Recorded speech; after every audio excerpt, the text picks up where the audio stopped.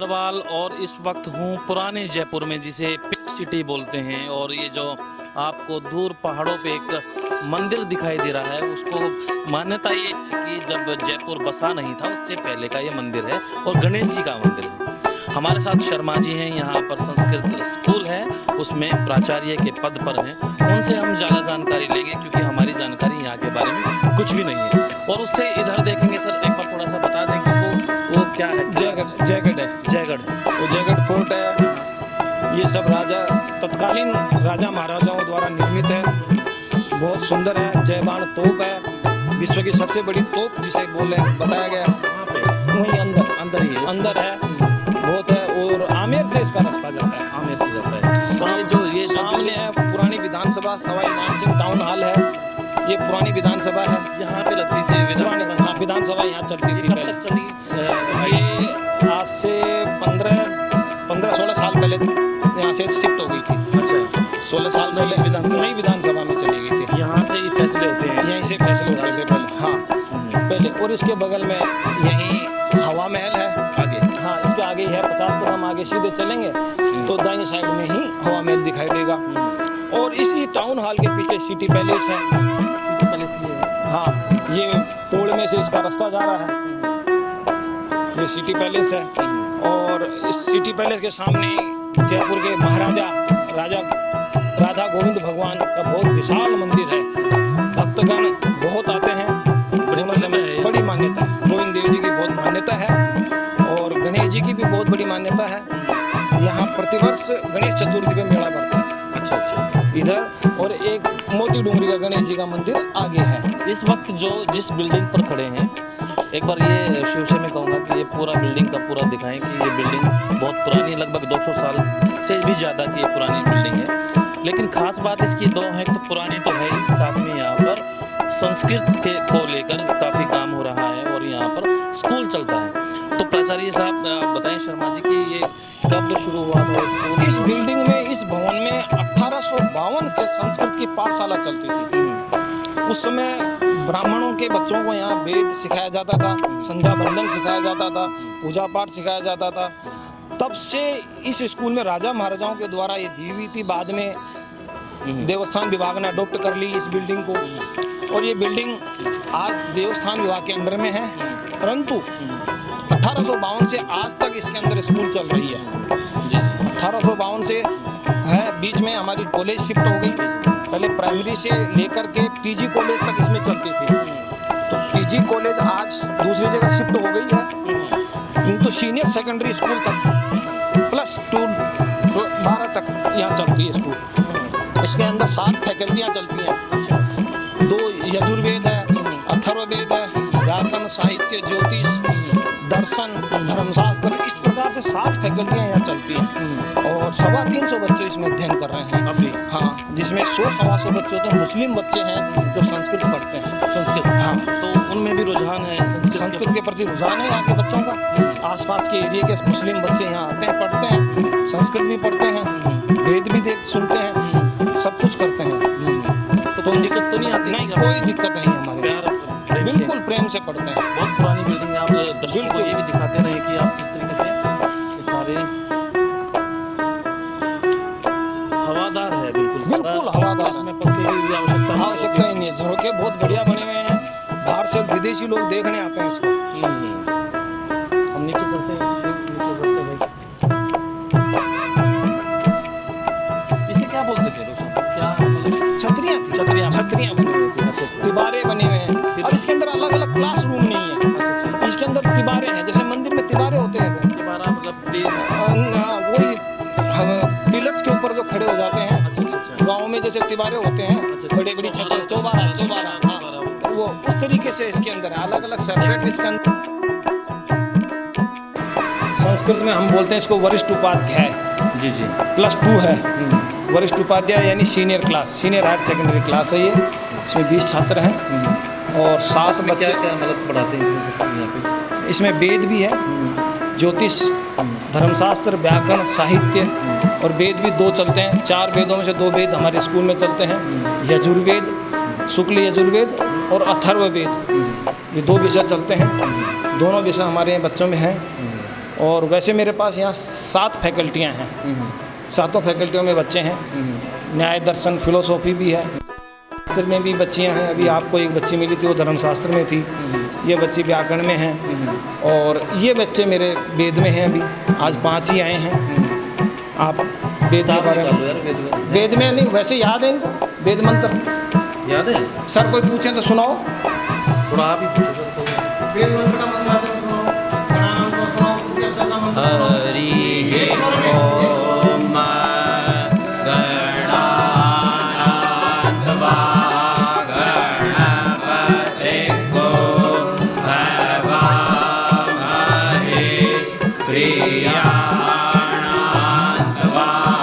प्रियवतेगो भवामहे निधीनान्त्वा निधिपतिग्गो भवामहे वसो मम आहमजानि गर्भधर्मात्वमजासि गर्भधर्म हरि ओम। ये स्वर सहित पढ़ाया जाता है। जी जी स्वर के साथ। जी, जी। ये जो बच्चे हाथ से इशारा करे थे, हाथ के ये स्वर चलते हैं, कहाँ लंबा लेना, कहाँ छोटा लेना, कहाँ दीर्घ, कहाँ ह्रस्व, कहाँ प्लुत। तो संस्कृत में स्वर चलते हैं, ह्रस्व दीर्घ प्लुत। उस हिसाब से ये स्वर सहित पाठ करते हैं। कुल मिलाकर कितने बच्चे होंगे वेद कक्षा 12 में, आपके स्कूल? 12 में तो मेरे यहाँ 7 और 7 14 बच्चे हैं मेरे पास वेद में, 14 बच्चे। उसके अलावा जो जैसे उसके अलावा फिर हिस्ट्री, पॉलिटिकल, अलग अलग फैकल्टियाँ हैं। 5 व्याकरण आपने कहा, व्याकरण में मेरे पास 5, हाँ संस्कृत से संबंधित मेरे ये संस्कृत में ही है सारे। पूरे 20 12th क्लास में 20 बच्चे हैं, सारे संस्कृत में हैं। जैसे 7 बच्चे तो आ गए वेद में, 5 बच्चे आ गए व्याकरण में, 3 बच्चे आ गए साहित्य में, 2 आ गए न्याय दर्शन में, फिलोसॉफी में, 2 बच्चियाँ धर्मशास्त्र में हो गई। इस तरीके से हर फैकल्टी में 2-2 4-4 बच्चे हमारे यहाँ मिलते हैं। तो इनके और आगे जो जैसे +2 के बाद ये +2 के बाद ये कॉलेज में जाते हैं। यही पैटर्न वहाँ कॉलेज में होता है। कॉलेज हमारी गवर्नमेंट कॉलेज गांधीनगर में है, जयपुर में। तो वहाँ भी यही फैकल्टियाँ चलती हैं। बच्चे यदि आगे पढ़ना चाहें तो आगे वहाँ पढ़ते हैं। उसके बाद BA करने के बाद, यानी शास्त्री करने के बाद, ये शिक्षा शास्त्री करते हैं। उसके बाद फिर गवर्नमेंट में एजुकेशन में सर्विस लाइन में आ जाते हैं बच्चे हमारे। धन्यवाद। ये +2 के बच्चे थे सर, आपने संस्कृत में लिखवा रखा है सारे। ये नीचे भी क्या है, मंदिर है? ये मंदिर है, अच्छा अच्छा। ठाकुर जी का मंदिर है। और बताइए इस स्कूल के बारे में। स्कूल हमारा बहुत प्राचीन है और बहुत सारे छात्र हैं। आज तो उपस्थिति ये है आपके सामने, किंतु पूर्ण रूप से आते हैं बच्चे। और मेरी प्रार्थना सभा नीचे होती है। प्रार्थना सभा में ही हम संस्कृत की ही प्रार्थना कराते हैं। और भगवान मदीय देशे सुखिनो जना भवन्तु, सभी सुखी हो, सर्वधर्म समभाव रखते हैं हम लोग। इस प्रकार की हमारी प्रार्थना होती है सर्वधर्म समभाव के हिसाब से। और इस चौक में हमारी यहाँ प्रार्थना होती है। इस प्रकार से पूरी बिल्डिंग में सही स्कूल चलती है। सारा स्टाफ, म्यूजिक तो नीचे है, मंदिर में पुजारी जी हैं, वो पुजारी जी चलाते हैं, व्यक्तिगत उनकी इच्छा है।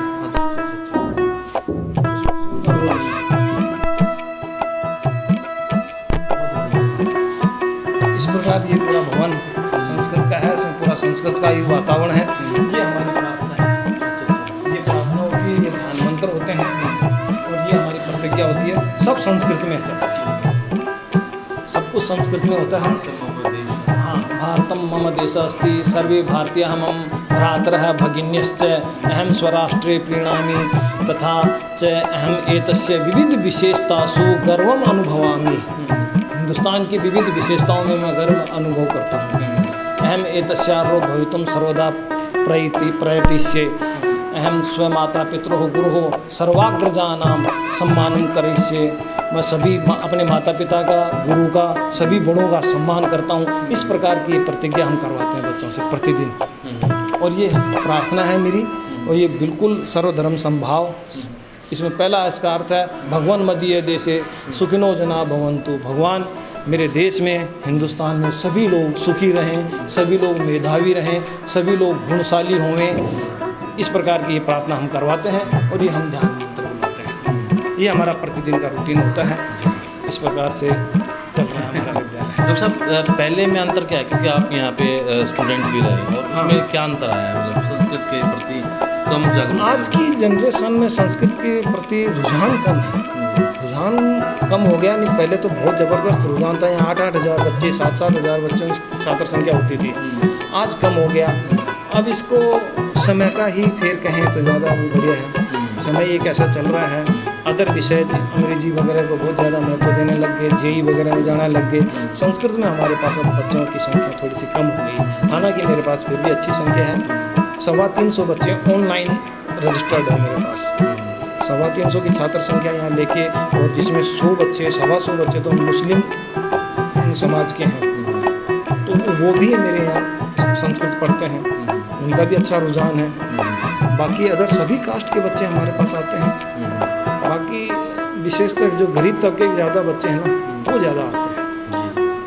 आधुनिक इसका स्ट्रक्चर आपका सरकार, वो सरकार का। बच्चियों की फीस तो बिल्कुल माफ़ है, बच्चियों से तो लेते ही नहीं है। बच्चों की 9th से लेते हैं, 8वीं तक तो बिल्कुल निःशुल्क है, कोई फीस नहीं लेते हैं।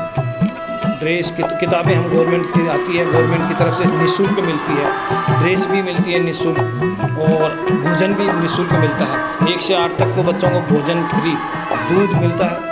गवर्नमेंट की जितनी भी योजनाएं होती हैं विद्यालय में छात्रों के लिए, उनका सुचारू रूप से संचालन होता है हमारे यहाँ। जैसे बच्चों को दूध पिलाना, सुबह दूध पिलाया जाता है। लंच में उनको लिए खाना आता है अक्षय पात्र से, तो वहाँ से उनको बच्चों को खाना खिलाया जाता है। अब लंच होगा।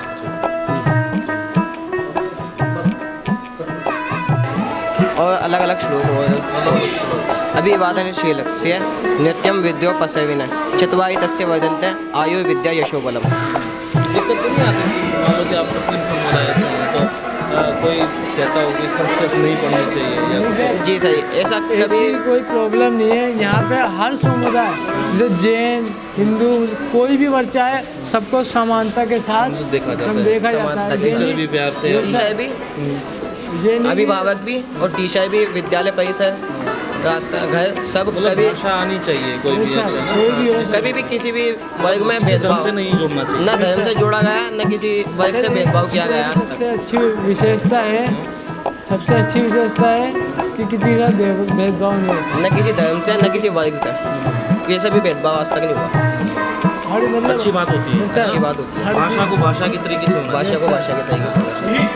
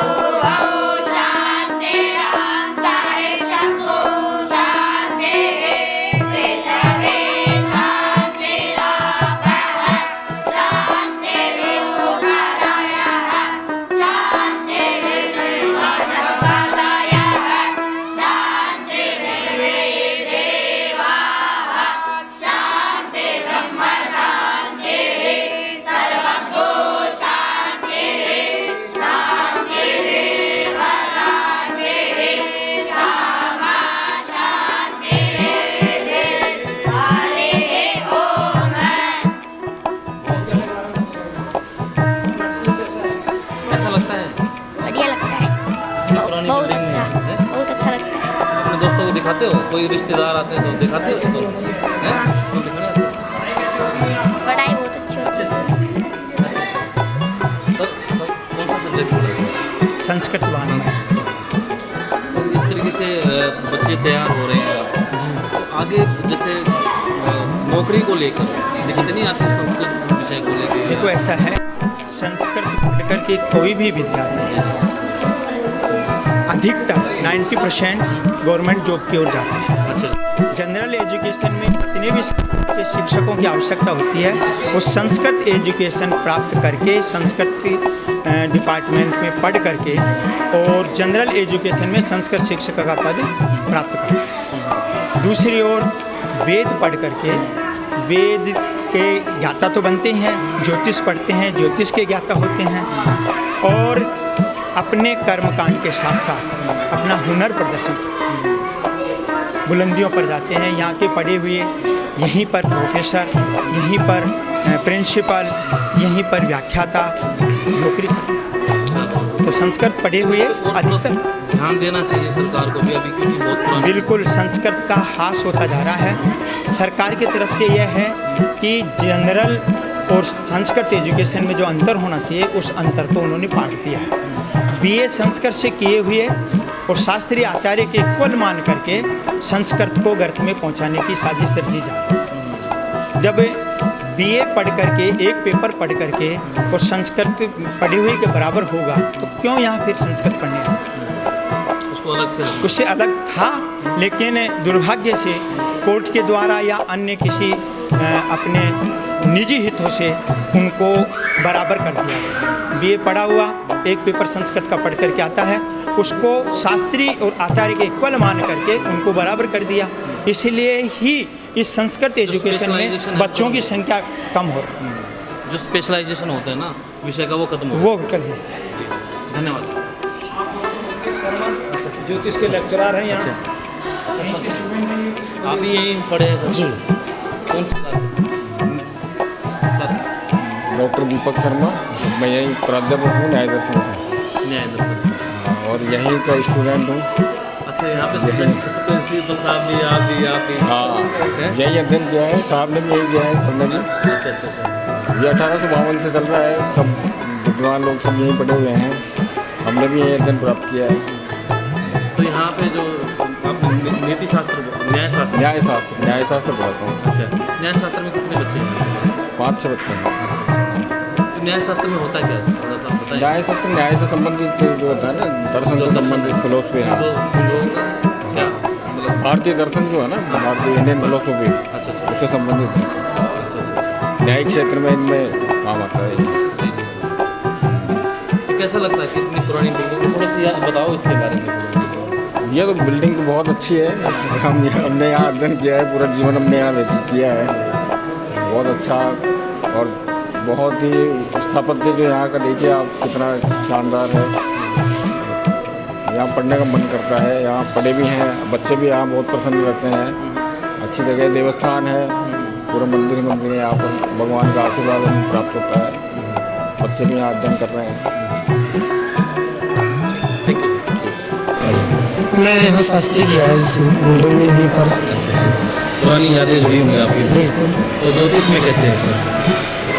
मैं ज्योतिष में हमारे क्या पारिवारिक जो है हमारे दादाजी वगैरह है वो पंडित कर्म करते थे। छोटा इंटरेस्ट है यहाँ पे? हाँ, ज्योतिष में अच्छा इंटरेस्ट है। कौन सी मेरे क्लास से ज्योतिष शुरू हुई? कक्षा 11 से कनिष्ठ उपाध्याय से। उसको क्या बोलते हैं? कनिष्ठ उपाध्याय। अच्छा अच्छा। जो 12वीं को? वरिष्ठ उपाध्याय। उपाध्याय होता है जिसमें कनिष्ठ और वरिष्ठ। अच्छा अच्छा, बहुत बढ़िया। तो कितने स्टूडेंट होंगे जो यहाँ पर ज्योतिष में रुचि रखते हैं? अभी इस वर्ष जो है, क्योंकि गत वर्ष में यहाँ पर पोस्टिंग हुआ है मेरा, तो गत वर्ष तो कोई बच्चा था नहीं। इस समय 8 बच्चे हैं मेरे पास। ज्योतिष में उनको कर रहे हैं जी। बहुत आप लोग दीपक शर्मा। अच्छा, सर क्या पढ़ाते हैं? ये इंडियन फिलोसॉफी।